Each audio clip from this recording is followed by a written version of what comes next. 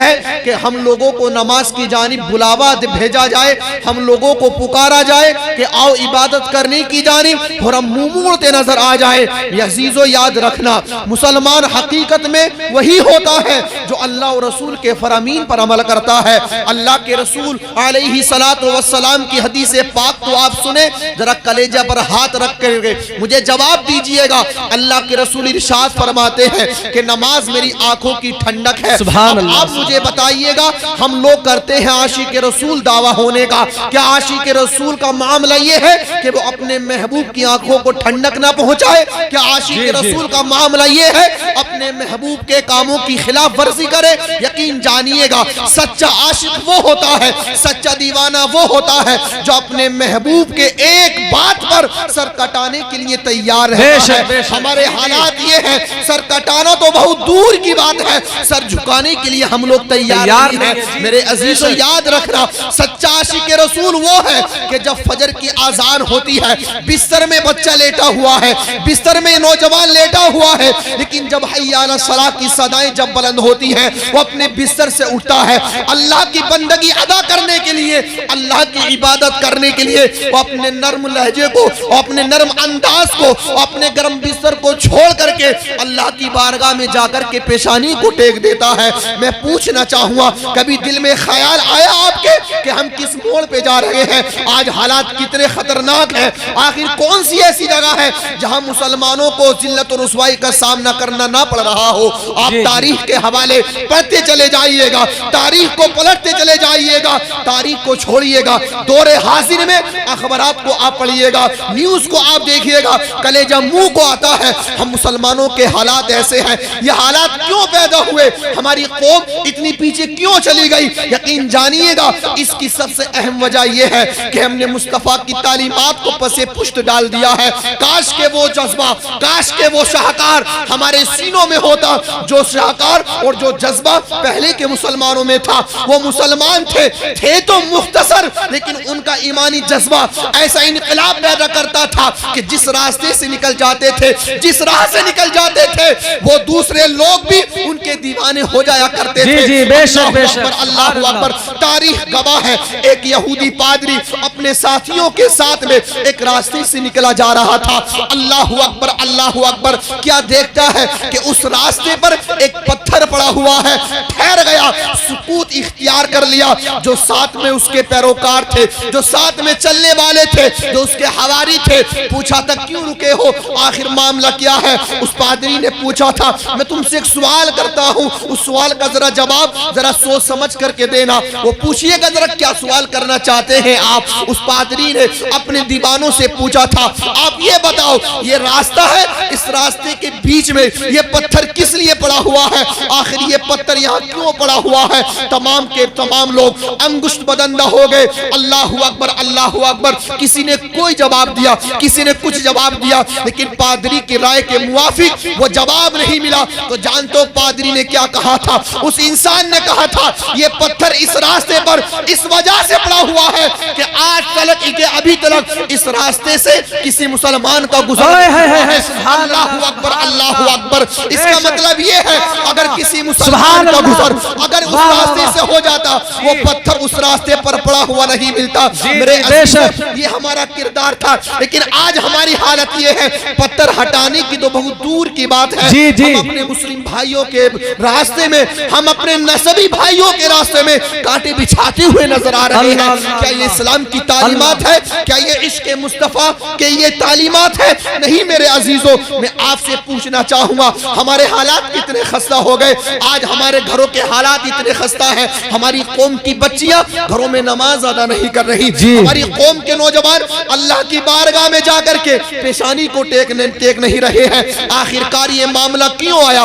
میرے عزیزو یاد رکھو، یہ ساری کی ساری چیزیں ہیں علم کی کمی ہونے کی بنیاد پر۔ کاش کے تعلیم مصطفیٰ سے ہم اپنی اولاد کو آراستہ کرتے، کاش کے تعلیم مصطفیٰ کا چراغ ہم اپنی اولاد کے سینے میں روشن کرتے۔ یقین جانیے گا، آج کے دور میں ہم اپنی اولاد کو دنیاوی تعلیم تو دیتے ہیں لیکن مصطفیٰ کریم کی تعلیمات سے دور رکھتے ہیں. میں آپ کو بتاؤں مصطفیٰ کریم کی تعلیمات کتنی اہم تعلیمات ہیں.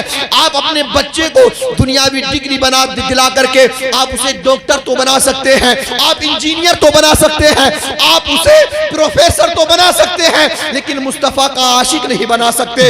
اور یقین جانیے گا اصل میں زندگی وہی ہے جو مصطفیٰ کا عاشق بن کر کے زندگی گزار جائے, جو مصطفیٰ کا دیوانہ بن کر کے زندگی کو گزارا جائے. اس لیے کہ چند سالہ زندگی ہے, نہ معلوم کب یہ چلتی ہوئی سانسوں کی ڈوری ختم ہو جائے, کیا معلوم یہ چلتی ہوئی سانسیں کب فرشتہ آ کر کے ان کو روک دے. میں پوچھنا چاہوں گا کیا نمازوں کے چھوڑتے وقت میں اگر ہماری سانسیں رک گئی تو ہم اللہ کی بارگاہ میں کس منہ سے جائیں گے, آخر نبی کی بارگاہ میں کیا جواب دیں گے؟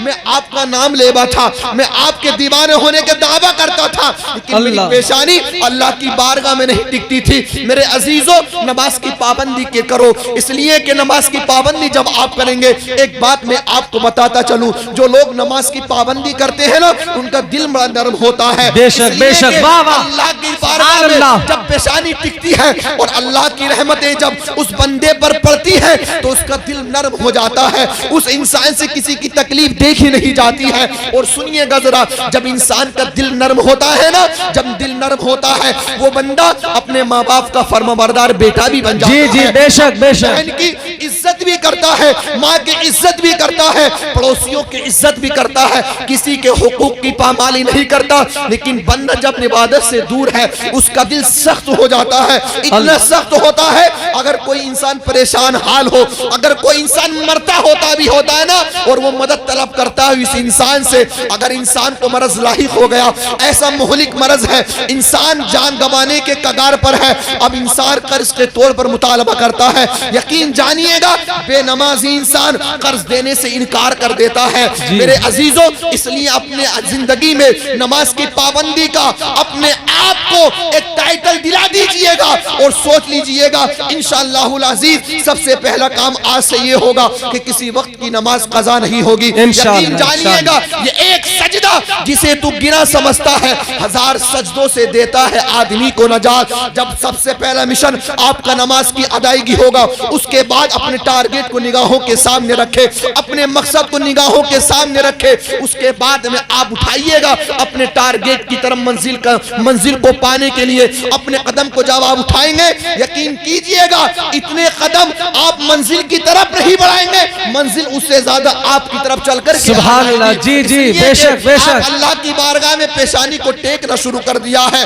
ڈاکٹر اقبال کا وہ شعر کیا شاندار شعر ہے جو آپ نے کہا تھا کہ مٹا دے اپنی ہستی کو, سبحان اللہ, دانا خاک میں مل کر گلے گلزار. سبحان اللہ. نعرہ تکبیر, نعرہ رسالت, مسلک اعلی حضرت, سرکار کی آمد, سردار کی آمد, آقا کی آمد, داتا کی آمد. نعرہ تکبیر, نعرہ رسالت, سبحان اللہ سبحان اللہ. خاک میں مل کر گلے گلزار ہوتا ہے.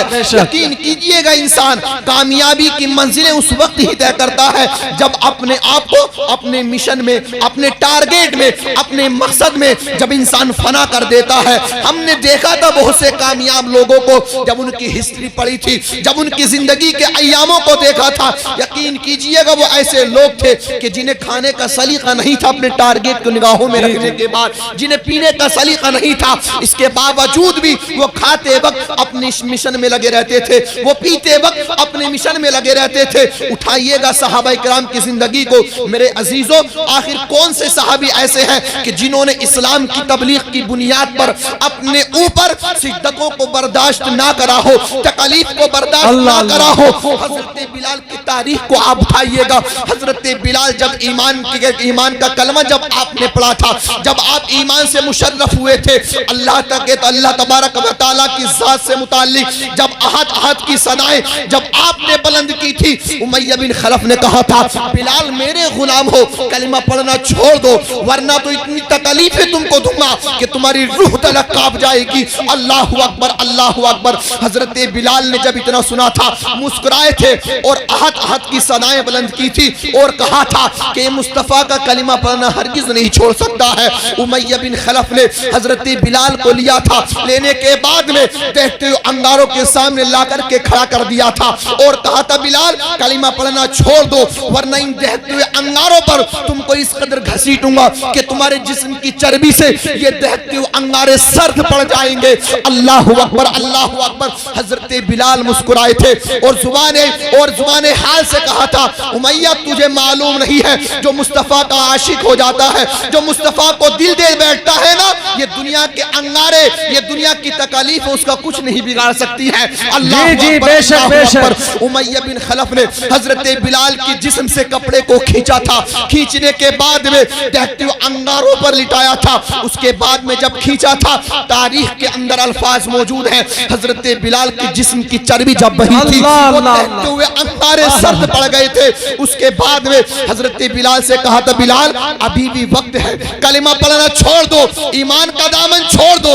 حضرت بلال مسکرائے تھے اور کہا تھا نہیں نہیں یہ مصطفیٰ کا دیوانہ ہے، یہ کلمہ پڑھنا ہی نہیں چھوڑے گا، مصطفیٰ کے دامن کو نہیں چھوڑے گا۔ امیہ بن خلف نے حضرت بلال کو پھر لیا تھا، ریگستانی علاقے میں لے گیا تھا، وہ تپتی ہوئی ریت اتنی خطرناک ریت تھی، تاریخ کے اندر الفاظ موجود ہیں اگر اس ریت کے اندر اگر کسی پرندے کو داب دیا جاتا چند لمحات میں اس کی تپش کی بنیاد پر وہ پرندہ بھون کر کے کباب ہو جاتا۔ اللہ اکبر اللہ اکبر۔ ایسی تپتی ہوئی ریت پر لے جا کر کے حضرت بلال کو کھڑا کر دیا تھا اور کہا تھا بلال ابھی بھی وقت ہے، مصطفیٰ کا کلمہ پڑھنا چھوڑ دو۔ حضرت بلال مسکرائے تھے، امیہ بن خلف نے تپتی ہوئی ریت پر حضرت بلال کو لٹا دیا تھا۔ اتنا ہی نہیں اس جانور نے حضرت بلال کے سینے پر پتھر کو رکھا تھا، اس کے بعد میں کھینچا تھا، اس کے باوجود بھی حضرت بلال کی زبان سے احد احد کی صدائیں بلند ہو رہی تھی اور کہا تھا بلال کلمہ پڑھنا چھوڑ دو۔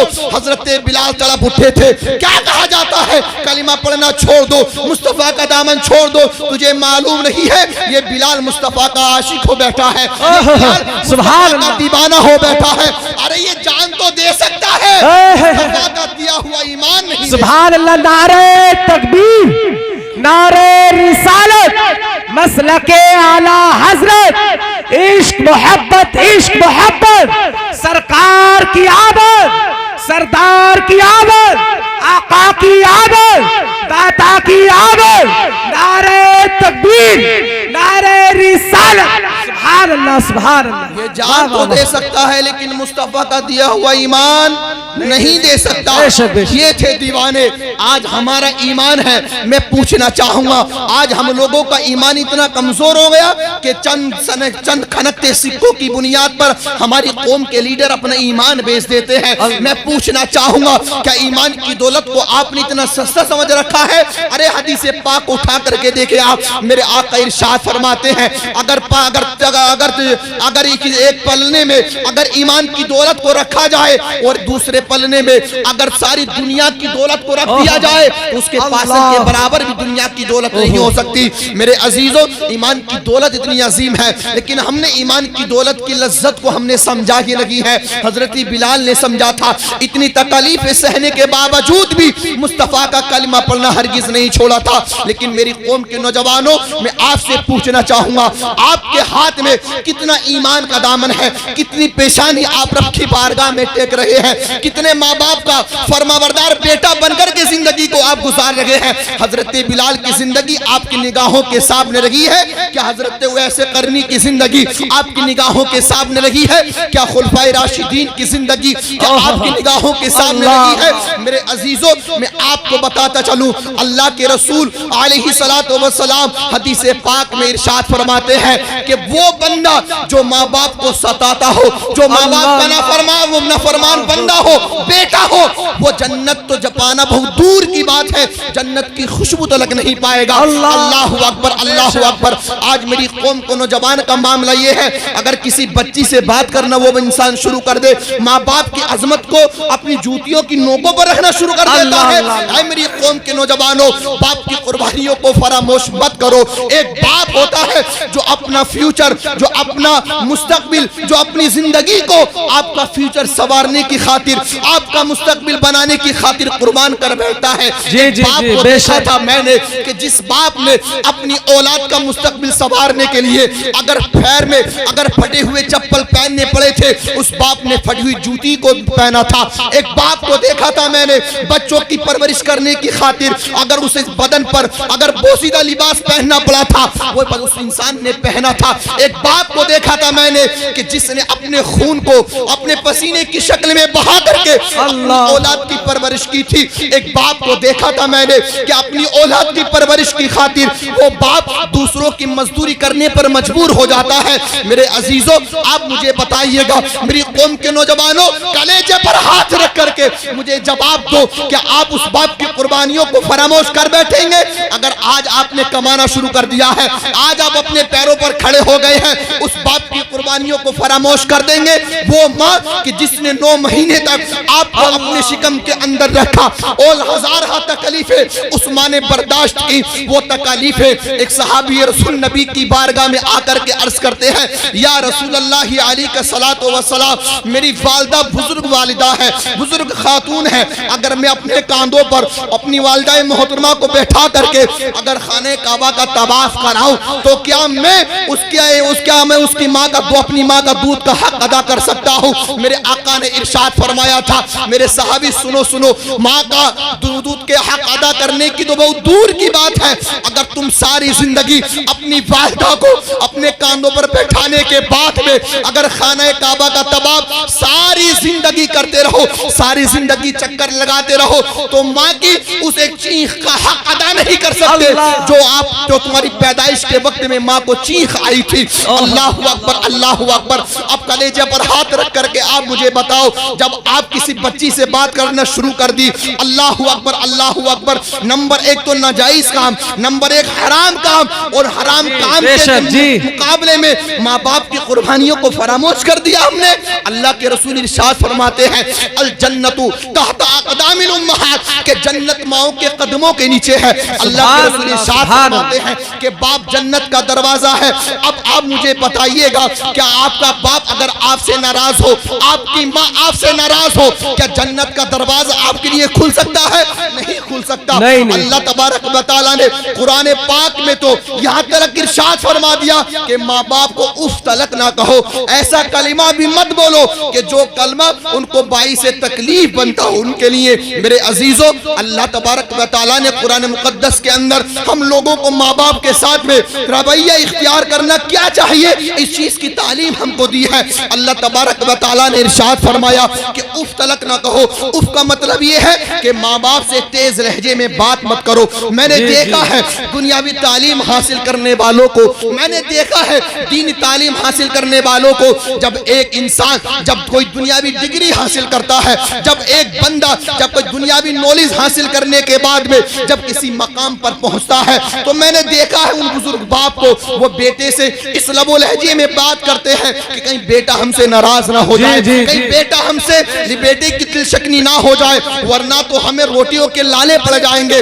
لیکن جب ایک عالم دین بنتا ہے, جب ایک فقیر اسلام اللہ ہے, جانتے ہو باپ اس کے سامنے ادب کے دائرے میں بات نہیں کرتا, بلکہ وہ بیٹا باپ کے سامنے ماں کے سامنے اس لب و لہجے میں پیش آتا ہے. کہیں ایسا نہ ہو کہ کوئی جملہ میرے باپ کے سیدھے پہ لگ جائے, کوئی جملہ جا کر کے میری ماں کے دل کو چھو جائے اور انہیں تکلیف پہنچ جائے. مطلب یہ ہے کہ جب کوئی بندہ جب کوئی دنیاوی ڈگری حاصل کرتا ہے تو باپ ماں ڈر ڈر کے بات کرتے ہیں, لیکن جب بندہ دینی تعلیم سے آراستہ ہوتا ہے تو اب بیٹا ڈر ڈر کے بات کرتا ہے, کہیں میرا باپ مجھ سے ناراض نہ ہو جائے, کہیں میری ماں مجھ سے ناراض نہ ہو جائے. اگر میرا باپ مجھ سے ناراض ہو گیا, اگر میری ماں مجھ سے ناراض ہو گئی, تو جنت کا دروازہ میرے لیے بند کر دیا جائے گا. میرے عزیزوں, اس لیے ہم کہتے ہیں کہ آپ اپنی اولاد کو سب سے پہلے دینی تعلیم سکھائیے گا, اس لیے کہ جب آپ کی اولاد جب دینی تعلیم سے آراستہ ہو جائے گی, جب آپ کی اولاد کی بنیاد جب تعلیم مصطفیٰ پر رکھ دی جائے گی، اس کے بعد آپ چاہیں ڈاکٹر بنائیں یا کہ انجینئر بنائیں یا کہ کچھ اور ڈگری دلائیں، لیکن آپ کی اولاد آپ کی نافرمان نہیں بنے گی۔ آج کتنے بزرگ ایسے ہیں جو راتوں کو سسکیاں بھر کر کے اپنی چادر میں اپنے لحاف کے اندر روتے ہوئے نظر آتے ہیں۔ میرے عزیزوں میں پوچھنا چاہوں گا، اے میری قوم کے نوجوانوں، اپنے ماں باپ کی قربانیوں کو کبھی فراموش مت کرنا، اس لیے کہ وہ باپ وہ ماں کہ جس نے سردی کو سردی نہیں سمجھا، جس نے گرمی کو گرمی نہیں سمجھا، برسات کو برسات نہیں سمجھا، آپ کی پرورش کی خاطر برسات کے موسم میں اگر بھیگنا پڑا تو اس باپ نے بھیگنا گوارا کر لیا۔ اگر اس ماں کو اگر سردی کے ماحول میں اگر گیلے بستر پر سونا پڑا، اس ماں نے سونا برداشت کر لیا، لیکن تمہیں تکلیف سے دور رکھا۔ آخر میں پوچھنا چاہوں گا، جب تمہارے اندر چلنے کی سکت پیدا ہو گئی، جب تمہارے اندر بولنے کی قوت پیدا ہو گئی، جب تمہارے اندر پکڑنے کی طاقت آ گئی، جب تمہارے اندر جب کمانے کی استطاعت پیدا ہو گئی، تو کیا تم ماں باپ کی قربانیوں کو فراموش کر دو گے؟ میرے عزیزوں، نہیں، ہرگز نہیں، ہم اپنے ماں باپ کی قربانیوں کو فراموش نہیں کر سکتے، اس لیے کہ ماں باپ اگر ہم سے راضی ہیں تو ہمارے آقا ہم سے راضی ہیں، اللہ ہم سے راضی ہے، اور جب اللہ راضی ہو جاتا ہے تو جنت کا دروازے پر اس بندے کا نام لکھ دیا۔ نعرہ تکبیر، نعرہ رسالت، مسلک اعلی حضرت، عشق محبت، عشق محبت، سرکار کی آمد، سردار کی آمد، آقا کی آمد، داتا کی آمد، علماء اہل سنت، نعرہ تکبیر، نعرہ رسالت، سبحان اللہ، سبحان اللہ۔ اور پہلے کا دور تھا سبحان اللہ کہ جب ماں باپ کی عزت نہیں سمجھی جاتی تھی، اسلام سے پہلے کا دور تھا۔ اب تو اسلام کا دامن ہمارے ہاتھ میں ہے، ہمارے آقا تشریف لے کر کے آئے، تبلیغ اسلام کو فرمایا، بزرگوں نے تبلیغ اسلام کر کے ہم لوگوں تک اسلام کو پہنچایا اور بتایا ماں کا مقام کیا ہے، اسلام کے اندر خاتون کی عزت کیا ہے، بہن کی عزت کیا ہے، بیٹی کا مقام کیا ہے، یہ ساری کی ساری تعلیمات ہمیں اسلام ہی تو دیتا ہے۔ اب اسلام لانے کے باوجود بھی اگر ہم یہ حرکتیں کریں تو یقین جانیے گا ہم کامل مسلمان نہیں ہیں، ہم کامل مومن نہیں ہیں۔ وہ دور پہلے کیا تھا جب ہمارے آقا تشریف لے کر کے نہیں آئے تھے، وہ عرب کی سنگلاخ سرزمین تھی کہ جس سنگلاخ سرزمین پر زناکاری عام ہو رہی تھی، عیاشی کے اڈے عام ہو رہے تھے۔ اگر کوئی انسان بزرگ ہو جاتا تھا تو اس کی اولاد پیٹھ پر لات مار کر کے گھر سے باہر کر دیا کرتی تھی۔ اگر کسی انسان کی کوئی بیٹی اگر راستے پر گزرتی تھی، اس انسان کی اس بچی کی عزت کو سر عام تار تار کر دیا جاتا تھا۔ اللہ اکبر، اللہ اکبر، تاریخ موجود ہے۔ اگر کسی خاتون کے شوہر کا اگر انتقال ہو جاتا تھا، کیفیت یہ تھی عرب کی سنگلاخ سرزمین کی کہ اس خاتون کے جسم سے لباس کو کھینچا جاتا تھا، اس کے بعد میں کسی نازیبہ جانور پر بیٹھانے کے بعد سہرے پچکال کو ملا جاتا تھا، اور چہرہ کالا کرنے کے بعد میں جانور کی مینگنی کو اس کے اوپر پھینکا جاتا تھا، اور ساری بستی میں چکر لگایا جاتا تھا، اور کہا جاتا تھا کہ یہ زمانے کی منحوس ترین خاتون ہے کہ اس کا شوہر اس سے پہلے انتقال کر گیا۔ کتنی غلط سوچ تھی، کیسا باطل نظریہ تھا عرب کے بدھو لوگوں کا میرے عزیزوں۔ لیکن جب میرے آقا تشریف لے کر کے آئے، جب میرے آقا کی جلوہ نمائی اس جہان میں ہوئی تو یقین جانیے گا اس کے بعد جب میرے آقا نے تبلیغ اسلام کو فرمایا تھا، اب وہ لوگ جو زناکاری میں مبتلا تھے، اب وہ لوگ جو عیاشی میں مبتلا تھے، اب وہ لوگ جو ماں باپ کی نافرمانی کرتے تھے اور باپ کی پیٹھ پر لات مار کر کے انہیں گھر سے باہر کر دیا کرتے تھے، یعنی کہ بیواؤں کے ساتھ میں ایسا بیجا سلوک کرتے تھے، یہ ایسا بیجا سلوک کرتے تھے جس کی مثال زمانے میں نہیں ملتی تھی۔ اب وہی لوگ کلمہ طیبہ پڑھ کر کے اب وہی لوگ ہدایت کا راستہ اختیار کرتے ہوئے نظر آ رہے تھے، اور اتنا ہی نہیں بلکہ دوسرے لوگوں کی ہدایت کا سبب بن رہے تھے۔ سچ کہا تھا کہ خود نہ تھے جو راہ پر اوروں کے کیا نظر تھی سبحان اللہ، سبحان اللہ، سبحان اللہ، واہ واہ واہ واہ، سبحان اللہ۔ مردوں کو مسیحا کر دیا.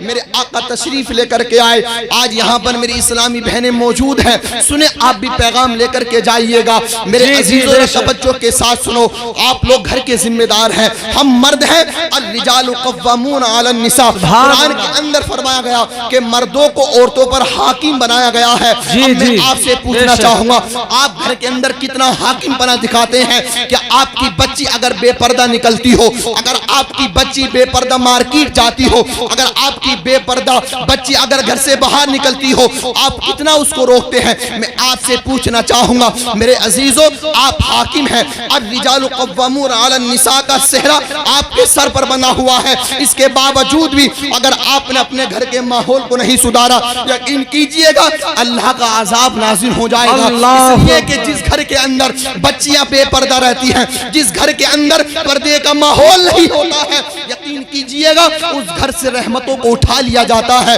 اللہ اکبر, اللہ اکبر. ایک زمانہ تھا, اس زمانے میں بچیوں کو زندہ درگور کیا جاتا تھا. آج زمانے بھر میں لوگ کہتے ہیں ہماری قوم کی بچیوں کو, یعنی کہ غیر مسلم بچے جو ہوتے ہیں, نوجوان لڑکے بہلاتے پھسلاتے ہیں, اور ہماری قوم کی بچیاں بھی آسانی سے پھسل جاتی ہے. میری قوم کی بچیوں, آپ ذرا توجہ کے ساتھ سنو, آپ کو یہ پیغام دینا بہت ضروری ہے. آج کا زمانہ خطرناک ہے. یہ دوسرے یعنی کہ فرقوں سے تعلق رکھنے والے لوگ, باطل مذہبوں سے تعلق رکھنے والے لوگوں کی مہم چل رہی ہے, یہ ان کے سنگٹھن چل رہے ہیں ہماری قوم کی بچیوں کو ہم سے چھیننے کے. ہم لوگ سمجھ نہیں پا رہے ہیں. میرے عزیزو یاد رکھو, ہماری بچی جب گھر سے باہر نکلتی ہے, سینکڑوں نظریں ہوتی ہیں ہماری بچی کے اوپر, لیکن جب ہم کوئی خبر نہیں رکھتے, ایک وقت ایسا ہوتا ہے ہماری بچی ہمارے ہاتھ سے پھسلتی ہوئی نظر آتی ہے. اس کے بعد ہم اپنے امام کے پاس میں جا کر کے ہم روتے ہوئے نظر آتے ہیں, عالم دین کی بارگاہ میں جا کر کے تعویذ کراتے ہیں کہ کوئی ایسا تعویذ کر دے کہ بچی پلٹ کر کے آ جائے, بچی لوٹ کر کے آ جائے. کیا بچی لوٹ کر کے آئے گی؟ پہلے سے تو تعلیم کا آپ نے انتظام کیا ہے, پہلے سے تو آپ نے اسلامی طریقے سے ہم نے پرورش کی ہی نہیں تھی. میرے عزیزو یاد رکھو, کاش کہ ہم اپنی بچیوں کی تربیت اسلامی طور و طریقے سے کر دے. اگر ہماری بچیوں کی تربیت اگر اسلامی طور و طریقے سے ہوتی تو جانا تو بہت دور کی بات ہے, ان کے ذہن میں خیال تلک ایسا نہیں آتا. وہ دور تھا. آج لوگ کہتے ہیں, برگلاتے ہماری بچیوں کو یہ کہہ کر کے اسلام نے عورتوں کے ساتھ میں انصاف نہیں کیا ہے. میرے عزیزوں, میں کہنا چاہوں گا اسلام نے تو وہ انصاف کیا ہے, کوئی مذہب بچیوں کے ساتھ میں ایسا انصاف نہیں کر سکتا. دنیا کا اسلام کا مقابلہ کوئی باطل مذہب نہیں کر سکتا ہے. اس لیے کہ ان الدین عند اللہ الاسلام, دین تو اللہ کے نزدیک صرف مذہب اسلام ہے. میرے عزیزوں یاد کرو, اے میری قوم کی بچیوں, تم یاد کرو اس دور کو جب تم پیدا ہوتی تھی, جب تم بچی پیدا ہوتی تھی, باپ تمہیں اپنے ہاتھوں میں لیتا تھا اور زندہ دفن کر دیا کرتا تھا. ایسے خطرناک ماحول میں تم سسک رہی تھی, تم بلک رہی تھی, تم اپنی جانوں کی بھیک مانگ رہی تھی.